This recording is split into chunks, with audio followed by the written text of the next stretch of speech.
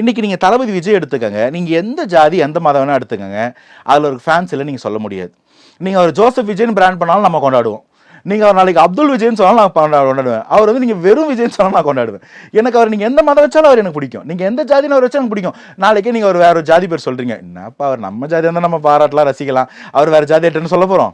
என்னைக்கு விஜய் சார் எங்களுக்கு விஜய் சார் தான். நடிகர் அஜித் அவர்களே தேவர் சமுதாயம்னு கொஞ்சம் சொல்லிட்டு இருந்தார். அது என்னென்னமோ சொல்லுவாங்கங்க. நீங்கள் ஒரு நேரம் பார்த்தீங்கன்னா அவர் நான் சின்ன வயசில் இருக்கும்போது அவர் வந்து பாகிஸ்தான்லேருந்து வந்து ஒரு கலராக இருக்காருன்னு நான் பார்த்தேன். அப்புறம் வந்து அவர் ஆந்திர பிரதேஷ் அவங்க அம்மானாங்க. இவனுங்க கதைக்கெல்லாம் காரணம் சொல்ல முடியாதுங்க. எனக்கு என்னன்னா ரஜினி சார் சொன்ன ஒரு வார்த்தை இருக்கு, என்ன நீங்க தமிழனா ஏத்துக்கிட்டீங்க, இங்கேயே வாழ்ந்துட்டு இங்கேயே இருந்துட்டு நீங்க தமிழனா நீங்க ஏத்துக்கிட்டீங்க அப்படின்ற மாதிரி.